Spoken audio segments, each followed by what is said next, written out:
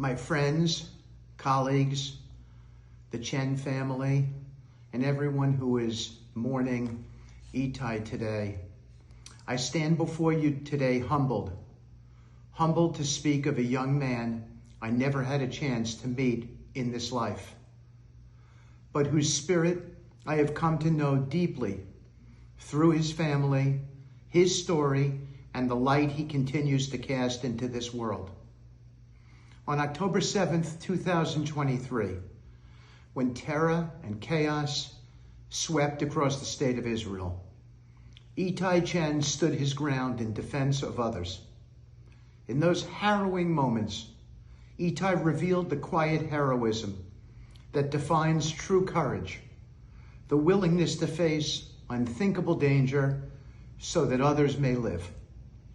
His bravery in those final moments and the sacrifice he made for the safety of his people will forever stand as a testament to the strength of his spirit and the nobility of his heart. I first learned about Itai in a moment when the world was searching for light in unimaginable darkness. A time of heartbreak and unrelenting pain that revealed how love, even under the greatest strain, can become a force stronger than fear.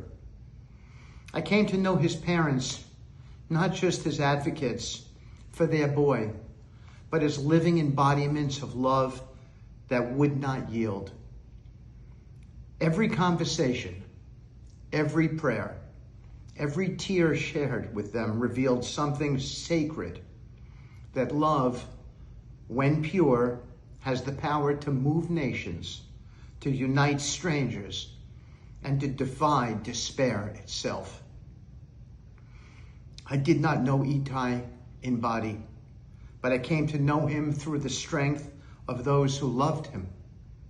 His family's courage, their refusal to let this world forget him, became a beacon not only for myself, but for so many others worldwide.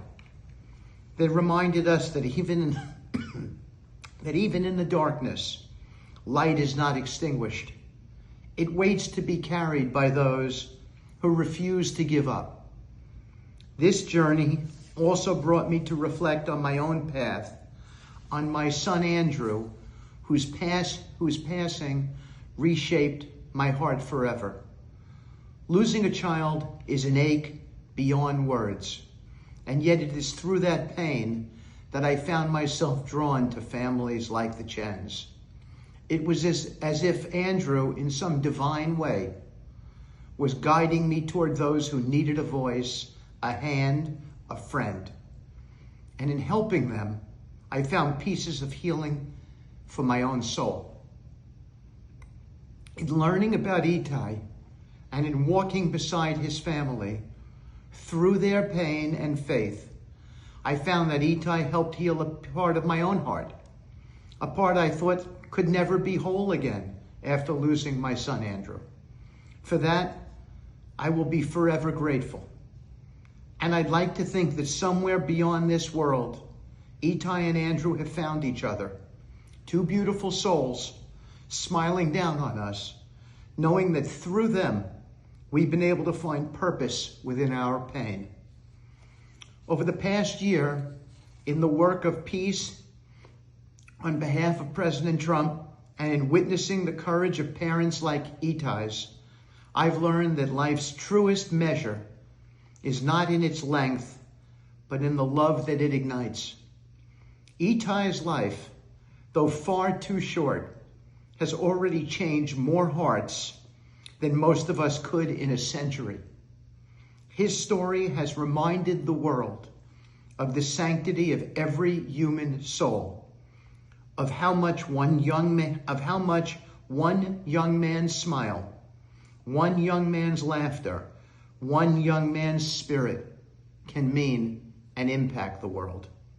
In the grief of Itai's death, there is also the eternal echo of his spirit reminding us to live fully, to cherish our families fiercely, and to never lose faith that goodness, even when buried beneath suffering, will rise again.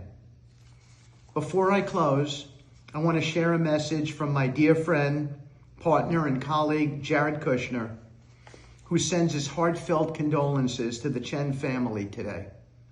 Jared has been deeply moved by Itay's story and by the unbreakable strength his family has shown. He asked me to convey, on behalf of him and his wife, Ivanka, and his family, his love and his prayers that God may comfort you, surround you with peace, and remind you that Itay's legacy of courage and light will never fade.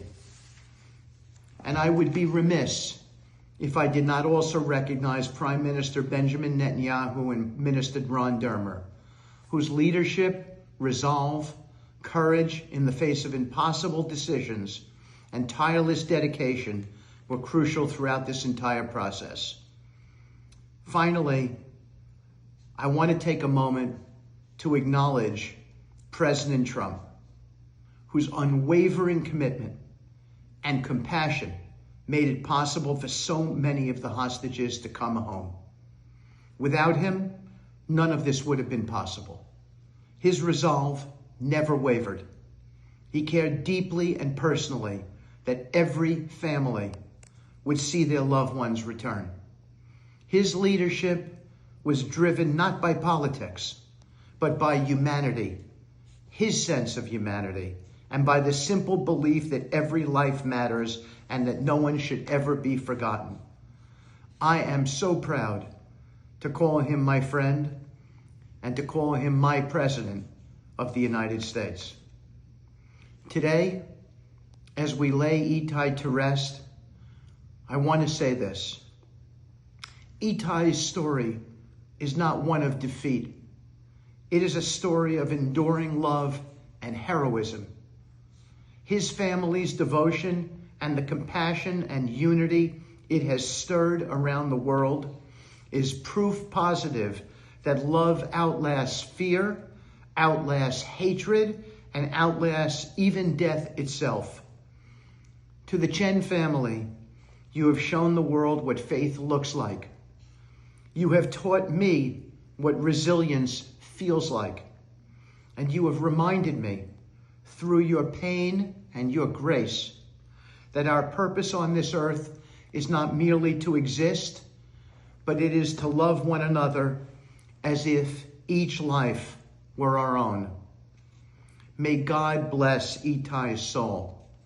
May God bless the Chen family. May God bless all of the hostages. May God bless the state of Israel, and may God bless the United States of America.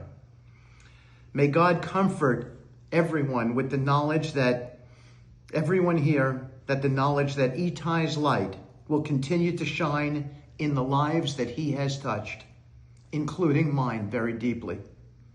And may we all honor him by living with the same courage, hope, and boundless love that defined Itai's life. Thank you.